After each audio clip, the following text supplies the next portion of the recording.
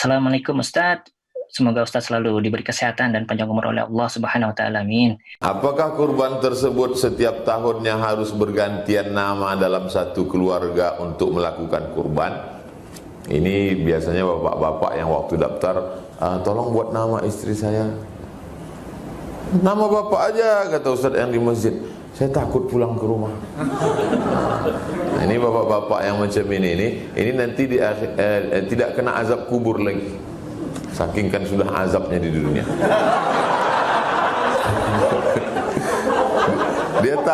Dia takut di kwitansi itu, karena dari rumah, bang, mesti namaku, ya nama bang. Ibu-ibu dimanapun berada, saya kasih tahu, asal udah nama bapak itu, ibu dapat juga. Ya, jadi tak perlu gantian. Tahun lalu kan 2000 lah bang, tahun ini mesti, tahun enggak. Asal udah nama mama bapak tu, ibu dapat juga. Tiap tahun. Dah, tak usah masalahkan. Apa boleh berkurban mengatasnamakan orang tua yang sudah meninggal dunia? Boleh. Mana dalilnya? Waktu Nabi menyembelih kurban, Allahumma taqabbal min Muhammad wa ali Muhammad. Terimalah kambing ini dari Muhammad dan keluarga Muhammad SAW. Padahal waktu itu kurban disembelih di Madinah, Khadijah sudah meninggal di Makkah. Itu menunjukkan sampai ke keluarga yang sudah meninggal.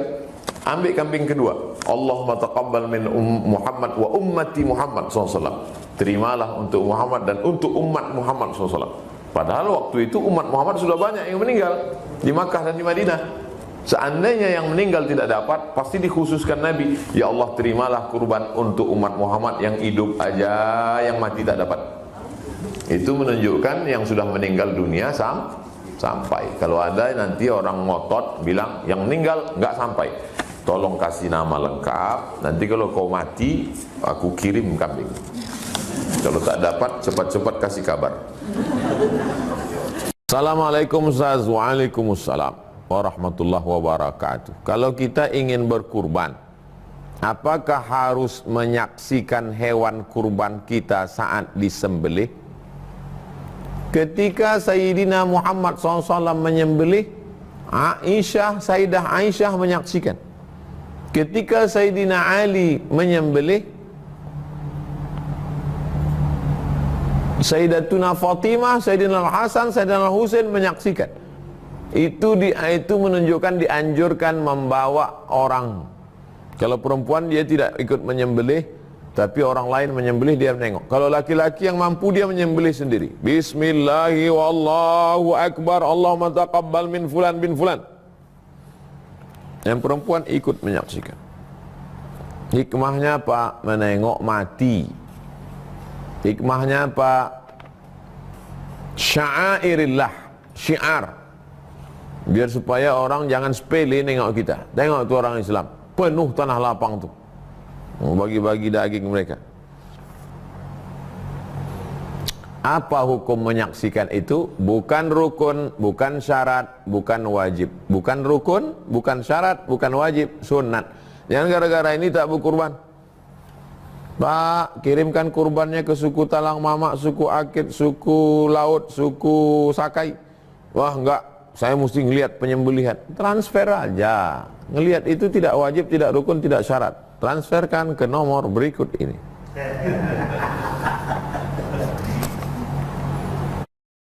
Assalamualaikum Ustadz. Ingin menanyakan mana yang didahului ya, membayar utang orang tua yang sudah meninggal atau berkurban dulu? Wah ini cukup berat juga bertanya. Bagaimana Ustaz?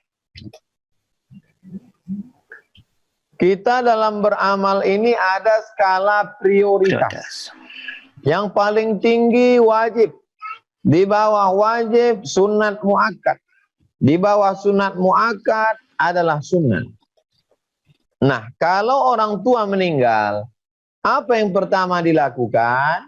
Min ba'di wasiyatin yusi biha audain. Pertama, kalau orang tua meninggal, keluarkan wasiat di bawah 1/3. Jadi kalau orang tuanya punya harta warisan 1 miliar, cari wasiat-wasiat. Kata dia, ini wasiatku untuk bangun pesantren. Berapa? 500 juta. batal wasiat 500, yang terlaksana 333 juta. Karena wasiat tidak boleh lebih dari sepertiga. Keluarkan 333, tinggal 666 juta.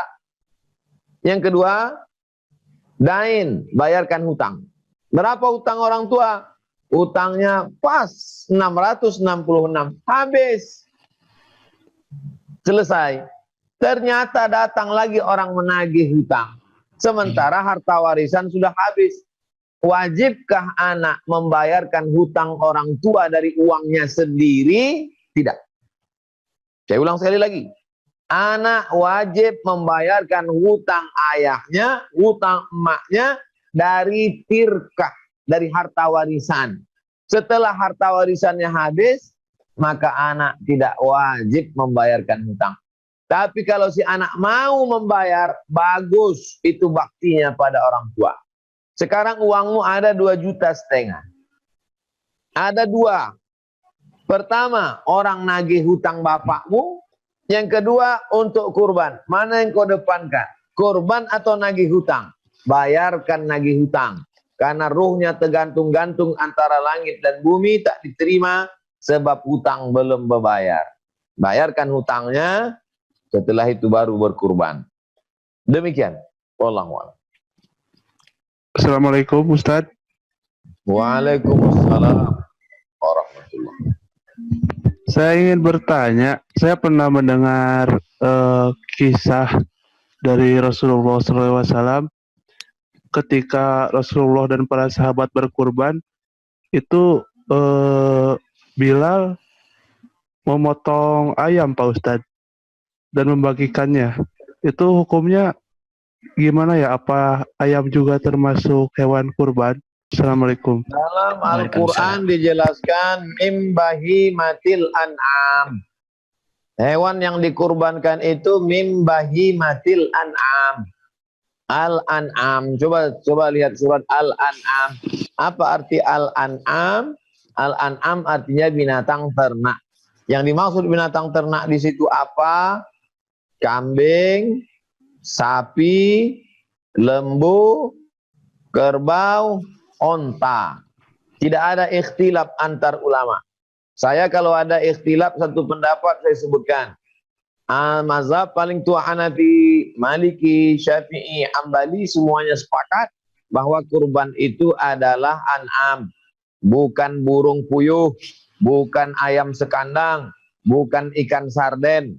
Maka riwayat-riwayat yang dhaif tidak bisa dipakai sebagai dalil.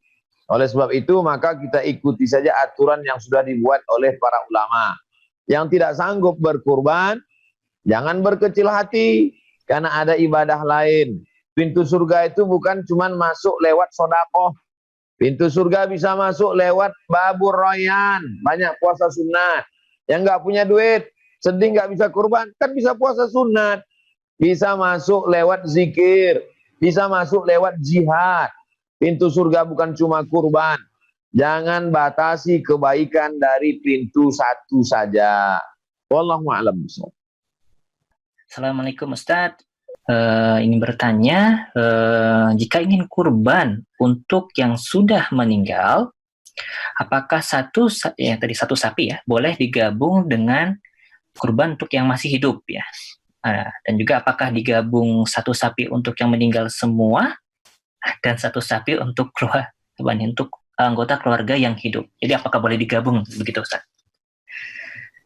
Naharna ma'an Nabi sallallahu alaihi wasallam amal Hudaybiyata. Kami berkurban bersama Nabi Muhammad SAW pada tahun Hudaybiyah, tahun ke-6. Badanatan, 1 ekor onta, an sab'in, 7 orang untuk 1 ekor onta. Itulah dalilnya bahwa Nabi pernah berkurban 2 ekor kambing, pernah pula berkurban 1 ekor onta bersama-sama dengan sahabat. Apakah 7 orang itu boleh campur orang meninggal atau mesti orang hidup saja? Boleh bercampur. Boleh bercampur kurban. Suami, istri, anak, mantu, cucu, almarhum ayah, almarhum ibu boleh. Atau kurban campur dengan akikah. Suami, istri, anak, mantu, cucu laki-laki 1, 2 ekor jatah 2, cucu perempuan.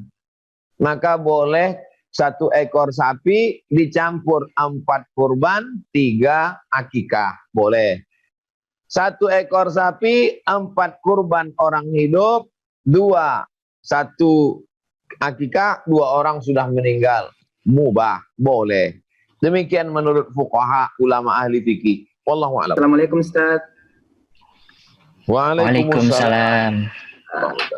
Mohon izin Ustaz mau bertanya, misalnya seorang anak mau menghadiahkan kurban kepada kedua orang tuanya, tapi belum sanggup membeli sapi Ustaz. Jadi misalnya mau beli domba atau kambing. Nah, cuma membeli domba dan kambingnya juga belum sanggup untuk beli sendiri. Kalau misalnya membeli 1 domba tapi patungan dengan saudaranya, apakah itu boleh Ustaz? Jadi bukan 1 orang, misalnya berdua atau bertiga. Syukran. Kalau adik-beradik, saudara-saudara 5 orang. Si A 500.000, anak nomor 2 500. Kemudian yang dari Jepang karena duitnya banyak 1 juta. Kemudian adiknya yang 1 lagi 500. Yang 1 lagi kamu nggak usah ngasih, cukup doakan aja. Akhirnya terkumpullah duit 2,5 juta. Belikan seekor kambing, serahkan ke orang tua, maka nanti kambingnya dipotong atas nama orang tua. Orang tuanya masih hidup. Pak tukang jagal, bismillahi wallahu akbar. Dengan nama Allah. Allahumma taqabbal min Pak Fulan bin Fulan. Jadi si tukang jagal hanya nyebut nama. Tanpa disebutnya min Fulan bin Fulan, anaknya patungan. Nggak ada. Modal. Begitu juga kalau kita dapat hadiah dari non-muslim. Ada 1 masjid dapat hadiah 1 ekor sapi dari non-muslim. Nanya ke saya, boleh apa enggak? Ambil aja. Ambil sapinya. Selama tidak ada unsur agama. Murni hadiah. Enggak ada apa-apa ini. Yakin enggak ada apa-apa? Enggak. Ambil. Nanti sebutkan 7 orang nama pengurus masjid. Ketua, sekretaris, bendahara, seksi keamanan, seksi parkir, seksi humas, seksi ibadah. Jadi dipotong atas nama pengurus yang menerima hadiah. Bukan atas nama si non-muslim. Karena orang non-muslim nggak boleh berkurban. Syarat berkurban itu muslim, baligh, berakal. Kalau dia nggak berakal, masih anak-anak, itu kurban hadiah dari orang tua untuk si anak. Mubah diterima. Demikian. Wallahu a'lam. Assalamualaikum Ustadz. Bagaimana hukum seorang muslim jika seumur hidupnya tidak pernah berkurban dikarenakan kondisi perekonomiannya yang mungkin serba kekurangan Ustadz? Mazhab ada 4. Paling tua mazhab Hanafi.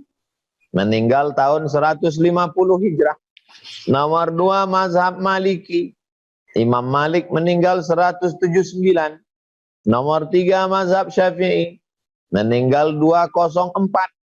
Mazhab keempat Imam Ahmad bin Hanbal Hambali. Meninggal 241. 4. Adakah di antara 4 mazhab ini yang mengatakan kurban itu wajib? Ada. Mazhab Hanafi saja. 1 mazhab mengatakan wajib. Orang yang bermazhab Hanafi ini di mana? India, Pakistan, Bangladesh, Turki, sebagian Mesir, sebagian Kufah Irak. Ini Hanafi. Mereka wajib berkurban. Sedangkan mazhab Maliki, Syafi'i, Hambali, berkurban hukumnya sunat muakkadah. Sunat muakkad, nggak wajib. Jadi kalau ada orang seumur hidup nggak pernah berkurban, ya nggak apa-apa, nggak wajib. Tapi keterlaluan, nikmat sudah banyak dapat, kenapa nggak berkurban? Inna atoinakal kausar. kau sudah banyak dapat nikmat. Fasolli, solatlah, syukur. Wanhar, berkurbanlah. Nggak mau juga berkurban, siap-siap. Duitnya tetap hilang. Tahan tuh 2,5 juta. Nanti hilang juga. Jantung koroner 10 juta. Diabetes meletus 15 juta. Ada saja cara uang untuk keluar. Tapi saya nggak punya duit, Pak Ustadz. Ya nggak punya duit, siapa nyuruh kamu berkurban? Zikir, baca Quran, sholat sunat. Senyum aja ibadah. Jangan paksakan diri kalau tak mampu. La yukallifullahu nafsan illa wus'aha. Allah tidak membebani orang kalau tidak mampu. Wallahu a'lam. Dari Mbak Tiara nih di Kanagawa, kalau istri dan suami bekerja, ini afdalnya bagaimana Ustadz? Apakah masing-masing itu 1 kambing atau boleh tadi 1 kambing untuk keluarga? Terima kasih Ustadz. Kurban terbagi 3. Kurban yang paling hebat, kurban kelas atas, VVIP. Nabi menyembelih 63 ekor, Sayyidina Ali menyembelih 37 ekor. 63 tambah 37, 100 ekor untuk Nabi sendirian. The best. Kalau ada orang KMII Jepang, 100 ekor onta saya sendiri. Nih, mantap. Keren. Ini paling atas. 100 ekor sendirian. Di bawah itu, 1 ekor onta ber-7. Tahun Hudaybiyah. Bawah. Di bawah itu, 1 ekor kambing untuk 1 keluarga. Kepala rumah tangga, 1 ekor kambing untuk 1 keluarga. Ini kelas ekonomi paling bawah. Saya anjurkan yang KMII, yang duitnya banyak di Jepang, maka yang tengah. Kalau dia pilih paling bawah, janganlah tahan-tahan itu duit. Ini yang tengah. Suami 2,5 juta, istri 2,5 juta. Anak juga ternyata udah kerja, anak 2,5 juta. Patungan dengan kawan, kami 1 ekor sapi 7 orang. Bagus. Pilih yang tengah. Saya tetap yang bawah juga Pak Ustadz. Ya, tak apa-apalah kurban, daripada nggak kurban. Iya Ustadz. Baik. Assalamualaikum warahmatullahi wabarakatuh. Waalaikumsalam. Saya mau tanya Pak Ustadz, anak saya yang laki-laki kan kekahannya baru 1 kambing, jadi 1 kambingnya lagi belum. Terus saya keburu sama suami pisah gitu, yang tanggung jawab itu suami apa saya sebagai ibunya gitu Ustadz. Itu yang pertama. Terus yang kedua, saya tahun kemarin sudah kurban, apakah kalau misalnya seandainya tahun ini ada rezeki kurban lagi, tidak masalah kah gitu. Terima kasih. Assalamualaikum warahmatullahi wabarakatuh. 2 pertanyaan. Memberi makan, membeli pakaian, memberi tempat tinggal, memberi pendidikan, memberi perhatian, nafkah, kewajiban suami. Jadi anak ibu, laki-laki, akikah 1 ekor. Menurut mazhab Hanafi, sudah cukup. Tapi kalau menurut mazhab Syafi'i 2 ekor. Kalau gitu 1 ekor lagi. Tanggung jawab siapa? Tanggung jawab suami ibu, mantan suami.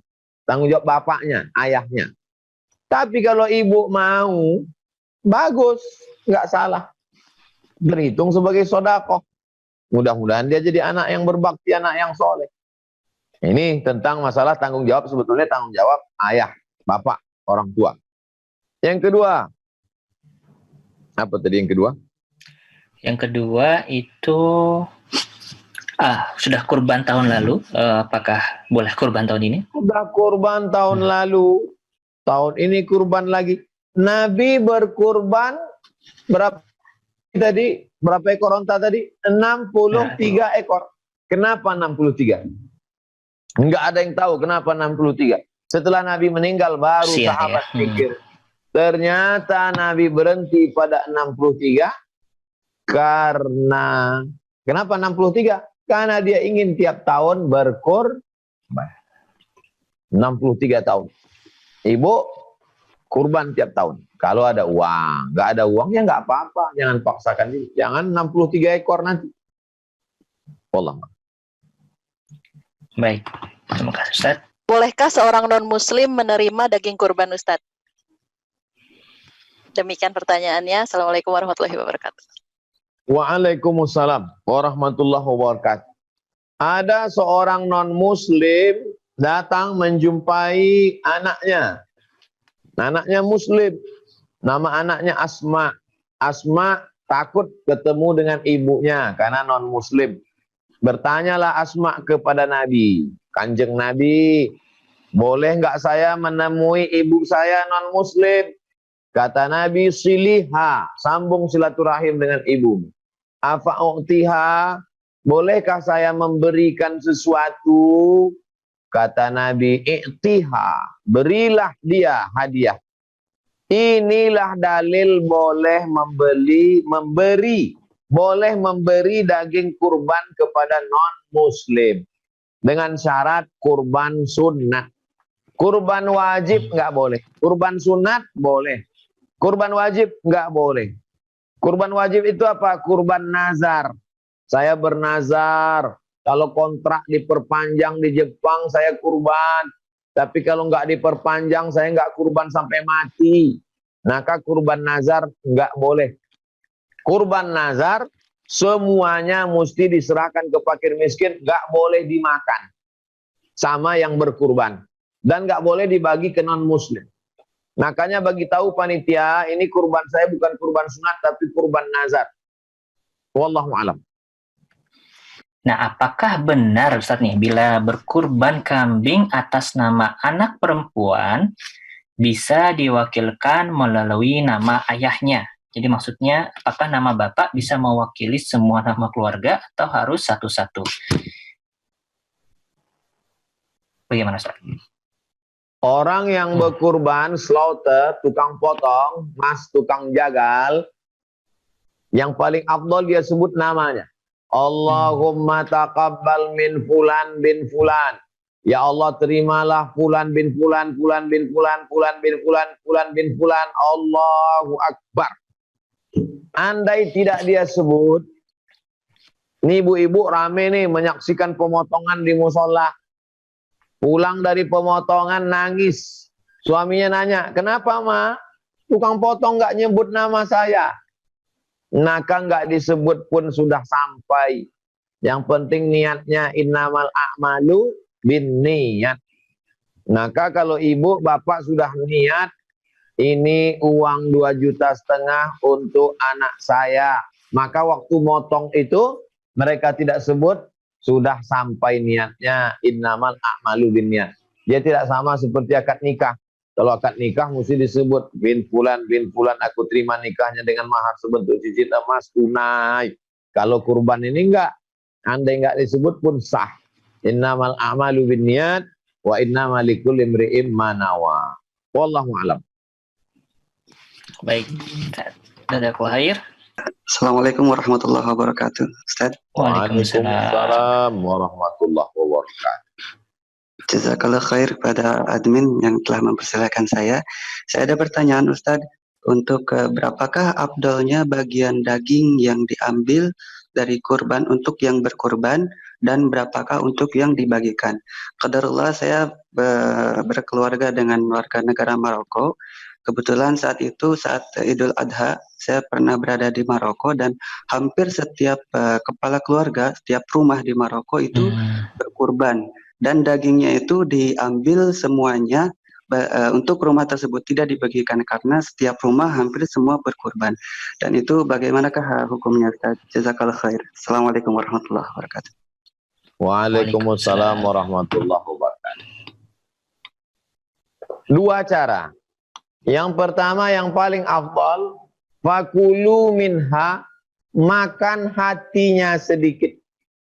Kulu minha, makan sedikit. Sisanya bagikan semua ke fakir miskin. Habis. Itu yang paling afdal. Cara yang kedua, dibagi sepertiga. Sulusahu, sepertiga untuk yang berkurban. Misalnya saya beli kambing, potong sendiri, bawa pulang ke rumah, bagi 3. Sepertiga untuk orang di rumah, sepertiga untuk jiran kerabat tetangga, sepertiga untuk fakir miskin. 2 cara. Pertama, ambil hatinya saja, sisanya habis fakir miskin. Cara yang kedua, sepertiga untuk orang di rumah, sepertiga untuk jiran tetangga sahabat kerabat, sepertiga untuk fakir miskin. 2 cara saja. Itu yang ikut sunnah. Kita tidak ikut tradisi orang. Karena amal ini bukan tradisi, tapi ikut tuntunan. Wa ma atakumur rasulu fakhudhuhu. Yang dilakukan oleh Rasul, ikuti. Wa ma nahakum anhu fantahu. Yang dilarang, tinggalkan. Standar yang ada dalam kitab fikih, 2 cara tadi. Saya anjurkan pilih yang afdal. Ambil dikit saja, bagikan fakir miskin. Wallahu a'lam. Mana yang lebih afdal, kurban kambing 1 ekor 1 orang atau sapi 1 ekor 7 orang? Mana yang lebih afdal? Jawabannya, mana yang lebih banyak dagingnya itu lebih afdal.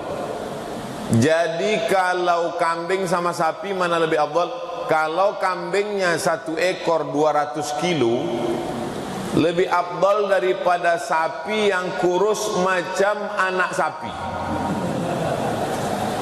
Kalau sapinya sapi limosin 1 ton, itu lebih afdal daripada kambing kacang, kambing kampung, kambing kurus.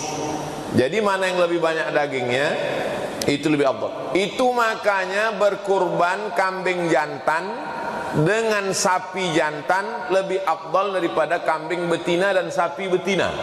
Setelah diteliti, pertama kalau sapi betina yang dipotong itu terputus nanti keturunannya.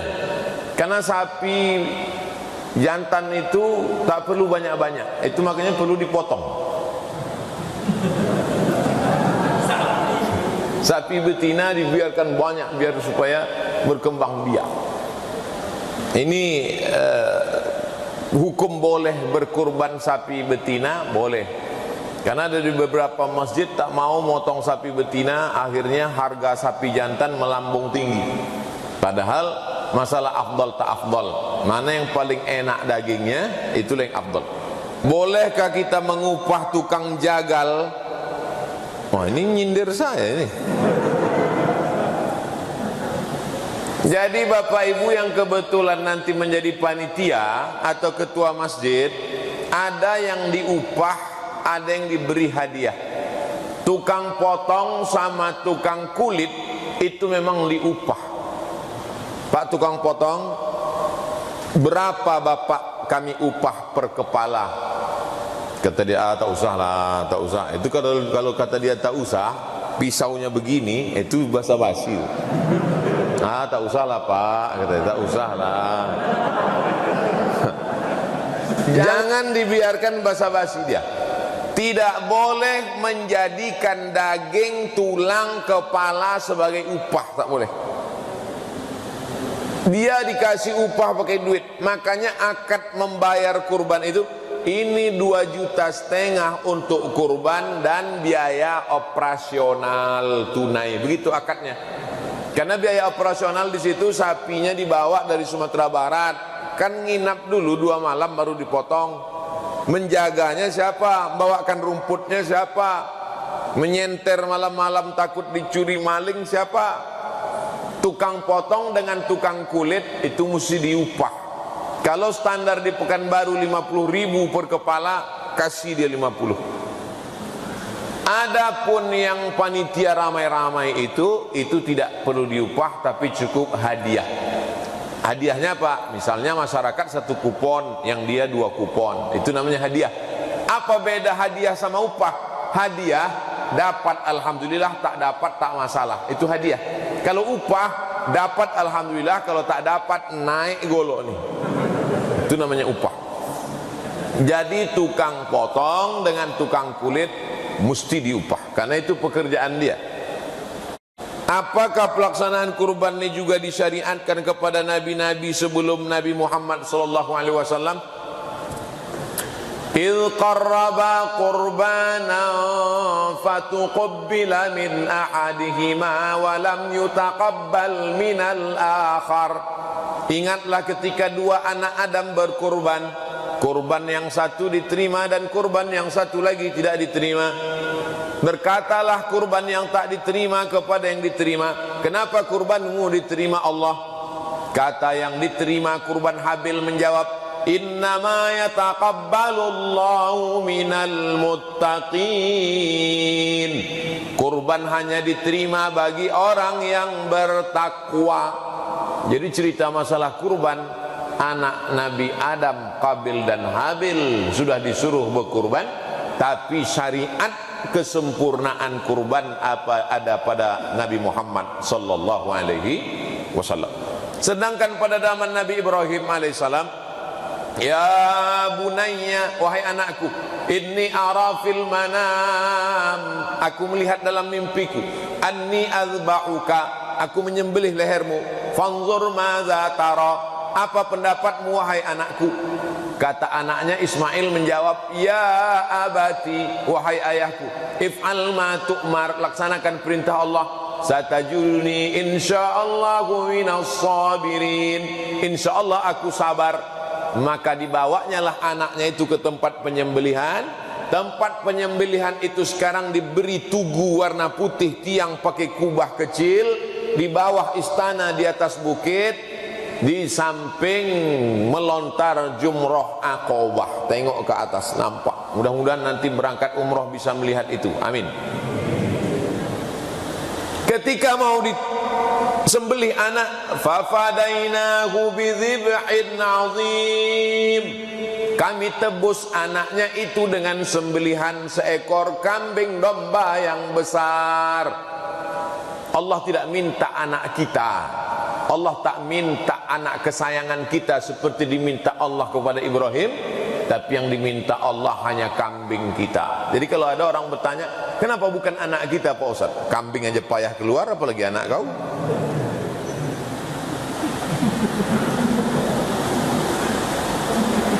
Lima, kapan sebaiknya pembagian daging kurban dilaksanakan? Habis sholat paling afdol tanggal 10. Berubah pikiran tanggal 11 mau berkurban, bagus. Tanggal 12 masih ada duit, oke.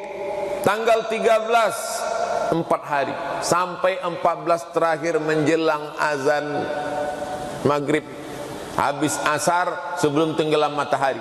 Begitu azan maghrib tanggal 13 sore, Allahu Akbar, Allahu Akbar, datanglah seorang bapak, ini 2,5 juta, kau makanlah duit kau tu, tak ada gunanya lagi. Tahun depan ya kalau sampai hari kurban.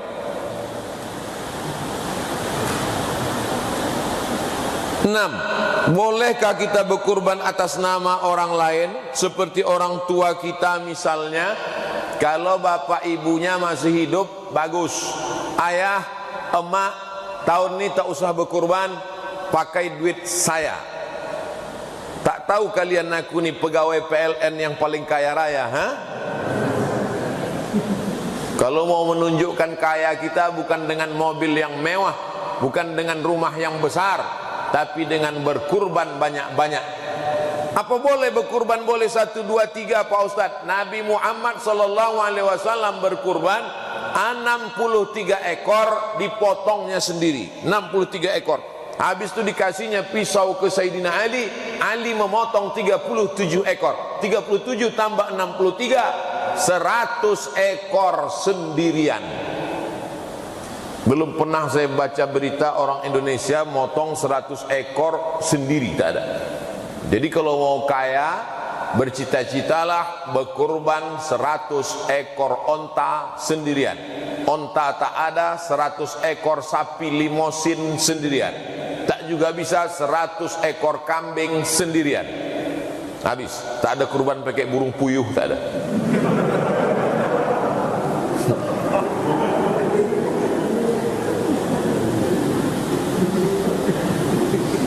Kalau untuk almarhum yang sudah meninggal, Allahumma taqabbal min fulan bin fulan, sampai tak pahalanya Pak Ustaz.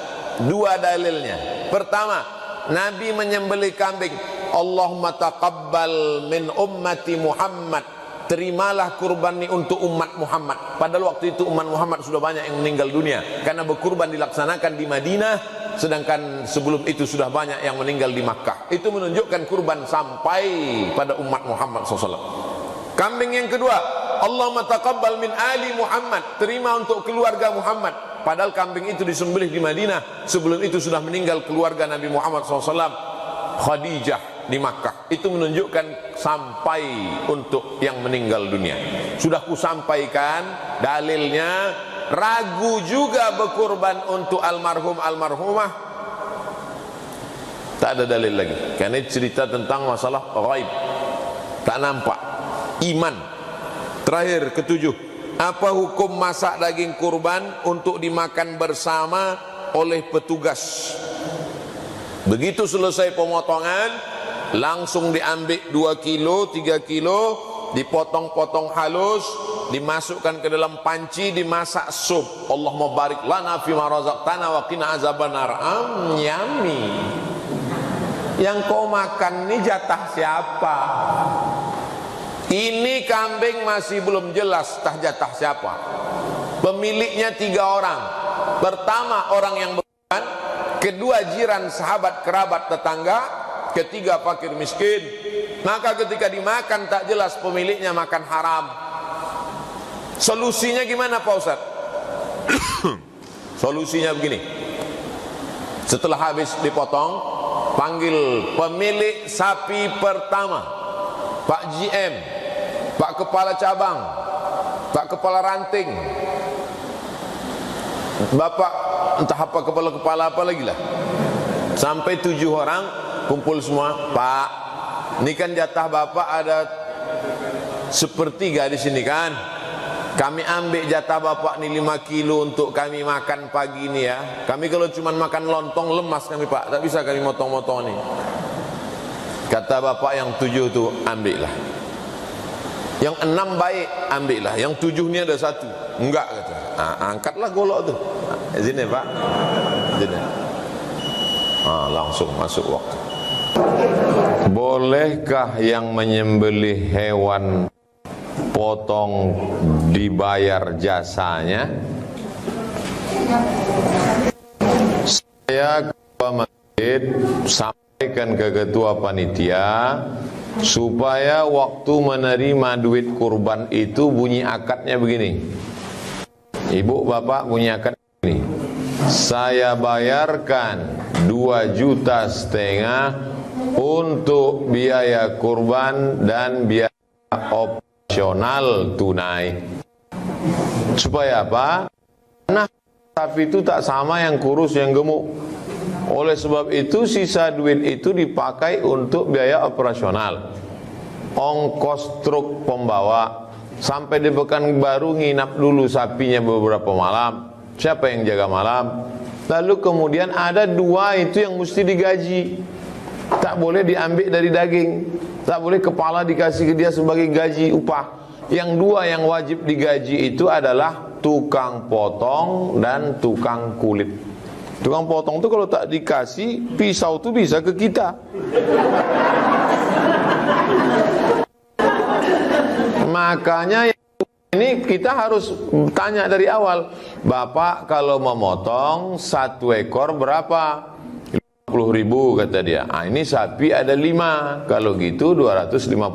Dari awal itu harus jelas MOU, Memorandum of Understanding between me and you.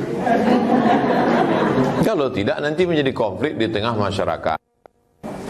Itu dikasih upah. Di sini pertanyaannya, bolehkah yang menyembelih hewan potong dibayar? Bukan boleh, wajib dia dikasih upah, karena dia juga mau makan. Kecuali yang motong terobokok. Atau dibagi saja daging kurban untuk dia. Daging kurban, kulit kurban, kepala kurban tak boleh dijadikan sebagai upah. Sebagai hadiah boleh. Apa beda upah sama hadiah? Hadiah dapat, alhamdulillah, tak dapat, tak apa-apa. Itu hadiah. Kalau upah wajib ada, kalau tak ada panjang. Oleh sebab itu tukang potong sama tukang jangan daging sebagai upah, sebagai hadiah, tapi dia kasih gaji. Waalaikumsalam.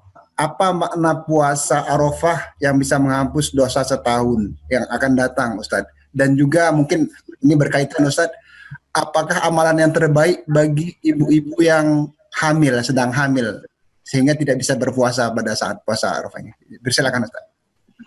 Yukaffirus sanat, hadis riwayat Muslim. Yukaffirus sanatal madiyata, mengampunkan dosa setahun yang lalu.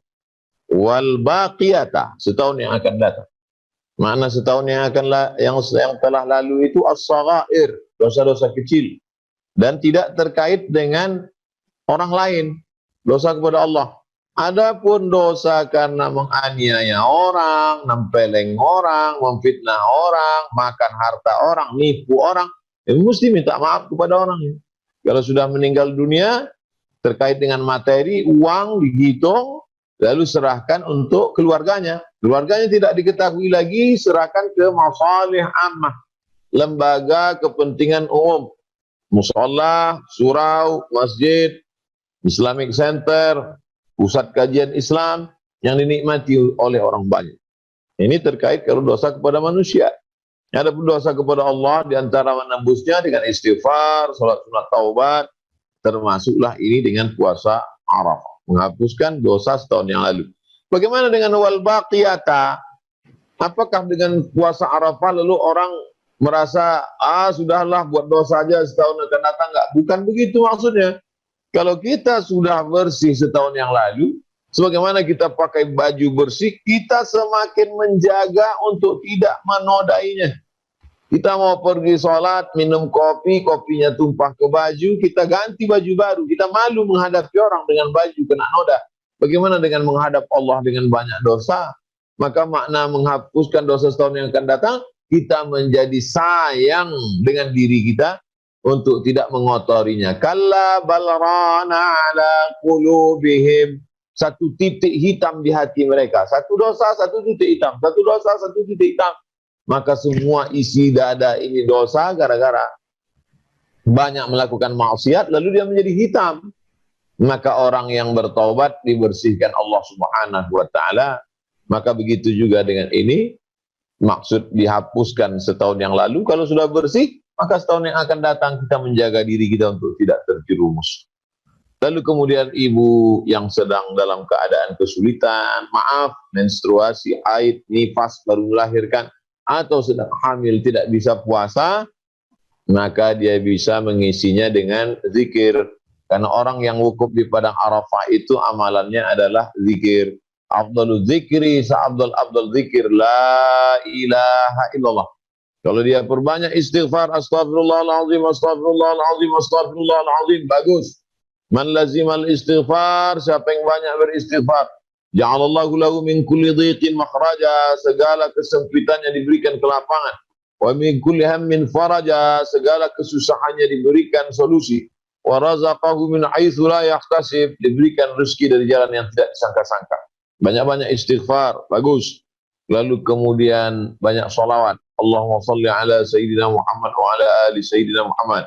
Man shalla alaihi salatan, siapa yang bersalawat kepada aku satu kali, sallallahu alaihi wa asyara, Allah balas 10 kebaikan. Wa huttan anhu asyara sayyiat, ditutupi 10 kesalahan. Wa rufi'an lahu asyara darajat, dinaikkan 10 derajat tingkatan kemuliaan. Ini bagi ibu-ibu hamil, bagi ibu-ibu yang sedang menyusukan anak, yang tidak bisa berpuasa, jangan berkecil hati, karena jangan membatasi pintu kebaikan hanya dari satu pintu saja. Pintu kebaikan itu banyak, makanya pintu surga itu ada yang memasukinya dari pintu Ar-Rayyan, karena berpuasa. Tapi ada yang masuk dari pintu babus sadaqah, sedekah. Ada pula dari pintu babul jihad, dari jihad. Tapi ada seorang yang masuk dari pintu sesuka hatinya. Ada di antara sahabatku ini, kata Nabi, masuk dari pintu jihad, masuk dari pintu salat, masuk dari pintu Rayyan, masuk dari pintu sedekah. Siapakah itu ya Rasulullah? Dialah Abu Bakar Siddiq radhiyallahu anhu. Karena dia mencakup semua ibadah. Oleh sebab itu, ibu jangan berkecil hati tidak bisa puasa di hari Arafah karena ada ibadah-ibadah lain. Demikian, Wallahu a'lam. Assalamualaikum Ustadz. Waalaikumsalam. Apakah sebaiknya kita memperbanyak bersedekah dalam 10 hari Zulhijjah? Berarti setiap hari kita bersedekah, misalnya kita punya budget $100. Apakah sebaiknya kita berikan $10 setiap hari sehingga 100 pada saat hari ke-10, atau bisa sekaligus $100 untuk 10 hari? Mohon penjelasannya Ustadz. Dipersilakan Ustadz. Ma min muslimin yusbihu. Setiap ada orang Islam yusbihu, melewati waktu subuh. Maknanya setiap kita hidup dalam suatu hari. Subuh tadi sudah kita lewati, subuh besok. Siapa yang melewati waktu subuh, maka Allah kirim 2 malaikat.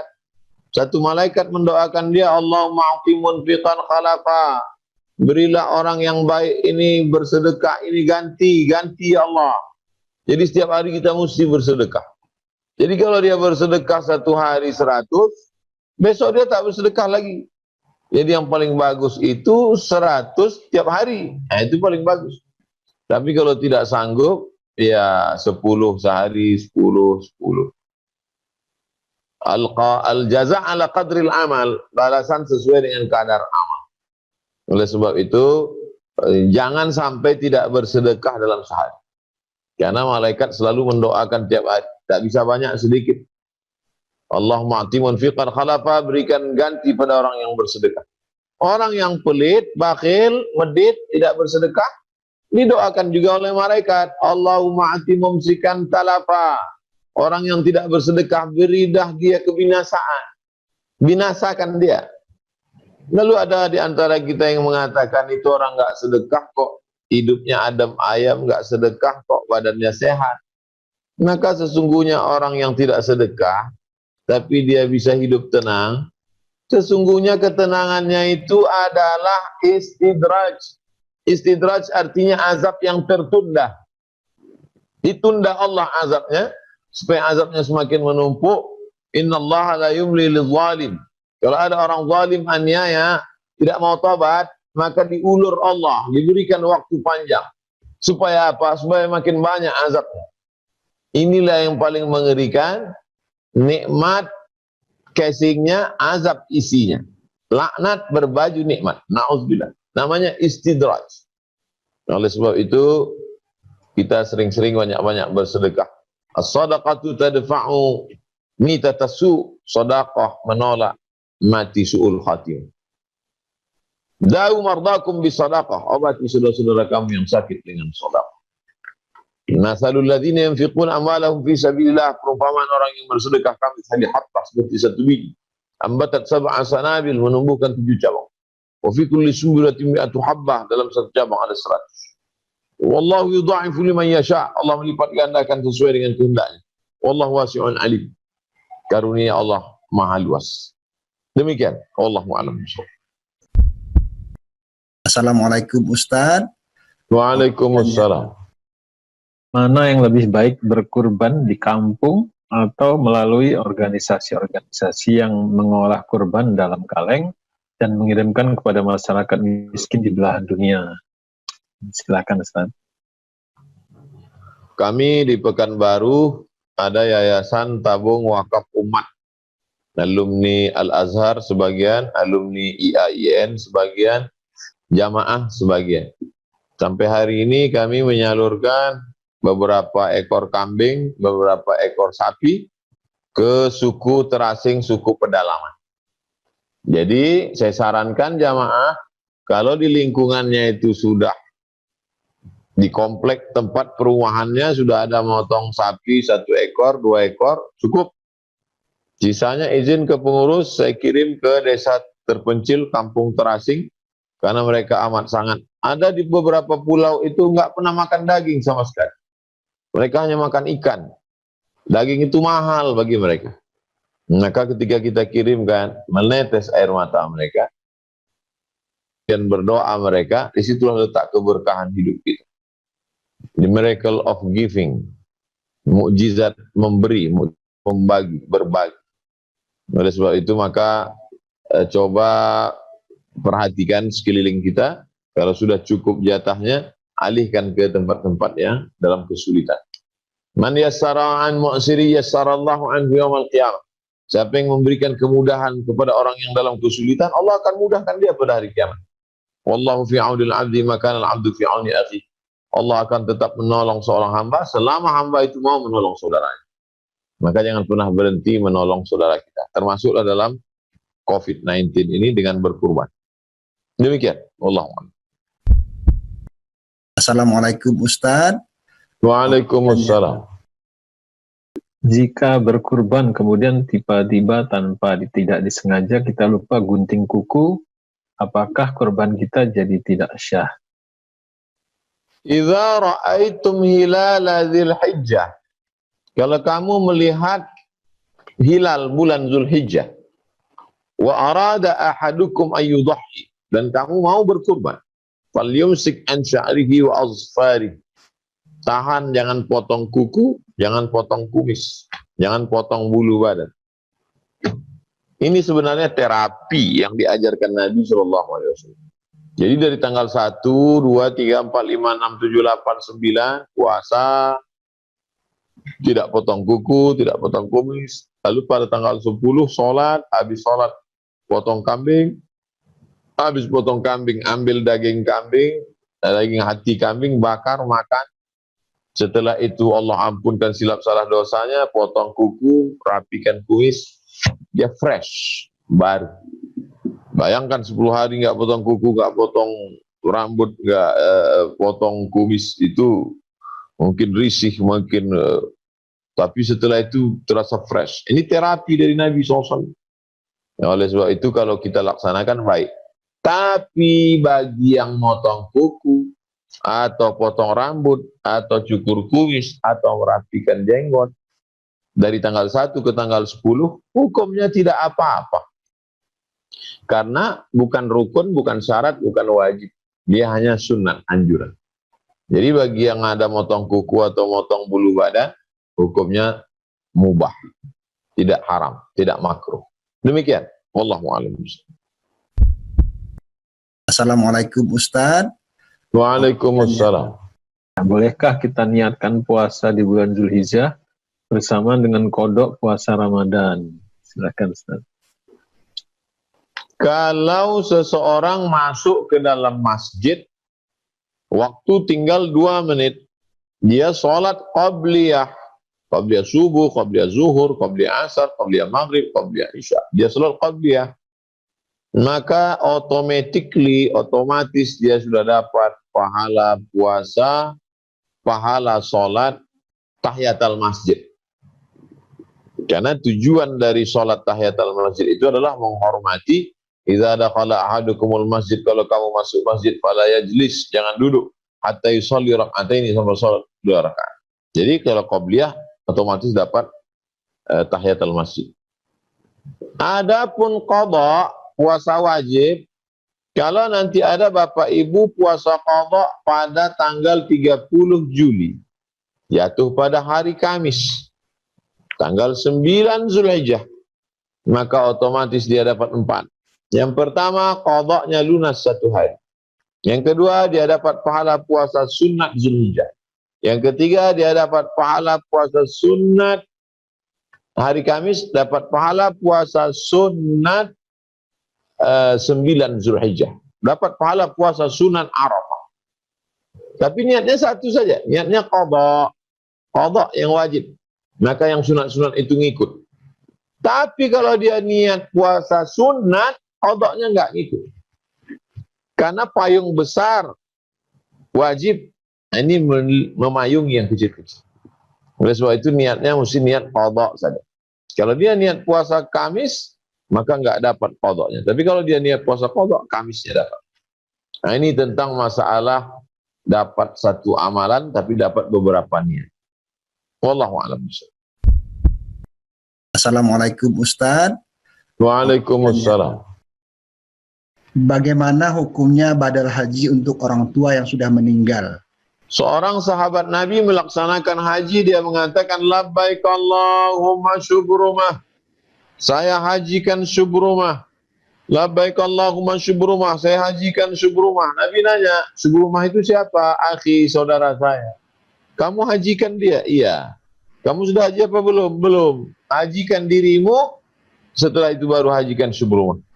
Itu dalil boleh membadalkan, menggantikan haji orang lain. Baik saudara kandung, orang lain, atau ayah, atau ibu. Dengan syarat dia sudah melaksanakan haji. Tahun lalu sudah haji, tahun depan haji. Maka niatnya membadalkan haji almarhum ayahnya atau almarhumah ibu. Anak laki-laki boleh menghajikan ibunya yang perempuan, anak perempuan boleh menghajikan ayahnya yang laki-laki, walaupun berbeda. Hadis yang kedua, ya Rasulullah, ayah saya, ibu saya meninggal. Bolehkah saya menghajikan untuknya? Kata Nabi, seandainya kau punya hutang kepada manusia, apakah kau bayar? Ya. Fadainullah ahaqqu an yuqda. Hutang kepada Allah lebih layak untuk dibayar. Jadi kalau ada ayah ibu bernazar dulu, saya mau haji, meninggal dia, maka anaknya melaksanakan badal haji untuknya dengan syarat anaknya sudah melaksanakan ibadah haji. Jadi bagi anaknya itu haji kedua atau haji ketiga. Demikian, Allahu a'lam.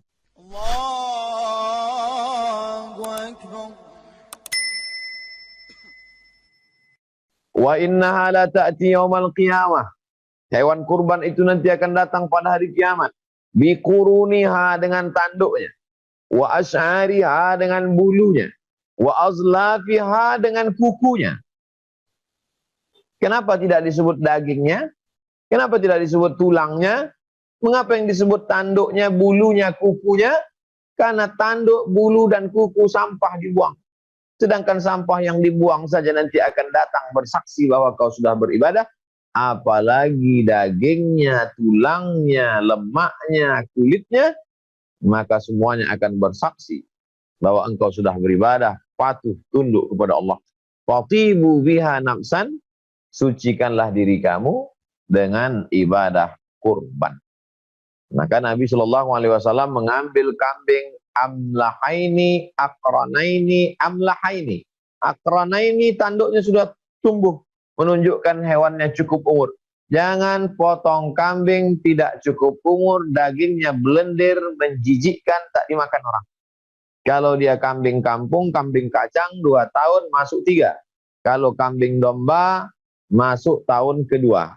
Kalau dia lembu masuk, kalau dia onta masuk tahun kelima. Oleh sebab itu ini syarat-syarat tahun. Jangan berikan binatang yang bercacat sampai matanya buta. Apa hubungan mata buta dengan kambing kurban? Ternyata kalau kambing ini matanya buta, tidak dapat dia melihat rumput yang bagus, maka dagingnya tidak gemuk, tidak enak, tidak berkualitas. Sedangkan kita kalau berkurban itu bersedekah, pilihlah yang paling enak di tenggorokan kita, itu juga yang enak di tenggorokan saudara kita. Nabi ambil kambing yang bertanduk, amrahaini, amlahaini, putih bersih, tak ada warna hitamnya. Orang kalau punya kambing warna putih bersih, senang sekali.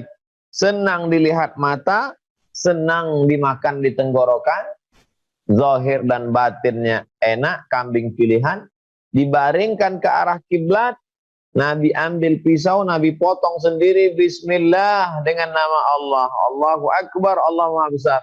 Allahumma hadza an Muhammad wa ali Muhammad. Ini kupotong untuk Muhammad dan untuk keluarga Muhammad. Ambil 1 ekor kambing lagi, Nabi berkurban 2 ekor. Hadza an Muhammad wa ummati Muhammad. Ini kupotong untuk Muhammad dan untuk umat Muhammad sallallahu alaihi wasallam. Fakulu minha. Dianjurkan memakan sebagian dari hewan kambing kurban itu. Makan. Yang paling afdal dimakan adalah hatinya. Selesai sholat Id, ambil kambing, potong, belah, ambil hatinya, cuci bersih, buang darahnya najis, siramkan jeruk biar hilang bau amis, bakar, matang, ambil makan. Lit tabaruk, ngambil barokah. Itulah makanan pertama yang masuk ke mulut pada tanggal 10 Zulhijjah. Itulah makanan pertama yang masuk ke mulut. Itu beda dengan Idul Fitri. Idul Fitri sarapan dulu baru sholat id. Idul Adha dari subuh nggak ada masuk apa-apa sampai sholat id. Habis sholat id motong, makanan pertama yang masuk ke mulut, sempurnalah puasanya 10 hari. 1, 2, 3, 4, 5, 6, 7, 8, 9. 10-nya tak sampai sore karena hari raya kurban. Tapi sudah dapat pahalanya. Lalu kemudian fakulu, makan. Wa at'imul ba'isal faqir. Sisanya bagikan ke fakir miskin. Yang paling afdal. Paling afdal ambil hatinya sedikit, sisanya antar ke fakir miskin pinggir kota, kawasan kumuh, duafa yang tidak mampu. Itu lebih bagus. Menyembelih sendiri sunat. Yang nggak bisa nyembelih sendiri sah. Melihat penyembelihan sunat. Yang nggak ngelihat sah. Makan dagingnya sedikit sunat. Yang nggak bisa makannya sah. Serahkan, kirim ke suku terasing, suku Sakai, suku Akit, suku Kubu, suku Talang Mama, Talang Jerinjing, Talang Perigi, suku anak dalam di Jambi. Nah, kirim untuk dakwah. Inilah yang akan menjadi kekal dan abadi. Kita di kota-kota sudah sering makan daging. Bahkan sebagian masyarakat tidak bisa lagi makan daging. Takut jantung koroner, diabetes, kolesterol.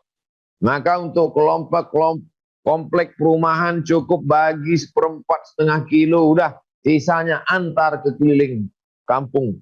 Antar ke tempat-tempat yang jauh. Karena tujuan substansi makna daripada berkurban ini adalah menyembelih sifat-sifat kebinatangan, menanduk ke depan, menendang ke belakang, menyikut ke kiri, menyikut ke kanan. Sifat itu yang sedang kita buang. Kalau kita berkurban, tapi masih tamak, masih serakah, itu freezer, kulkas penuh, sampai 3 hari nggak bisa ditutup, saking banyaknya daging kambing. Tamak. Apa beda kita dengan kambing yang baru saja kita sembelih? Oleh sebab itu yang paling afdal adalah fakulu minha, makan sedikit saja. Wa at'imul ba'isal faqir, bagikan ke fakir miskin, duafa anak yatim, orang susah. Ini yang paling afdal. Penyembelihannya bisa dilaksanakan tanggal 10, bisa dilaksanakan tanggal 11, bisa dilaksanakan tanggal 12, bisa dilanjutkan tanggal 13 sampai petang sebelum tenggelam matahari. Maka kurban artinya menyembelih binatang tertentu. Yang disembelih itu an'am, binatang ternak, kambing, lembu, onta, sapi, kerbau. Pada hari tertentu, 10, 11, 12, 13. Dengan niat tertentu, mendekatkan diri kepada Allah Subhanahu wa Ta'ala. Niatnya bukan riak, bukan sombong, bukan sum'ah, bukan mau share, bukan mau cari like. Tapi niatnya adalah lillahi ta'ala. Maka orang Islam mesti kaya. Bagaimana mungkin orang Islam bisa berkurban 2,5 juta, 1 sapi, 1 kambing? Itu menunjukkan apa kerja pontang-panting kalau tidak berkurban. Jadi orang Islam bekerja itu tujuannya apa? Supaya bisa berkurban. Orang Islam itu ngumpul duit tujuannya apa? Supaya bisa berkurban. Setelah mau kurban, datang bakhilnya, datang pelitnya, datang meditnya, maka lawan hawa nafsu. Anak-anak kita ajarkan supaya mereka menabung. Karena Islam ibadahnya ibadah orang kaya. Ngasih buka orang puasa yang bisa orang kaya.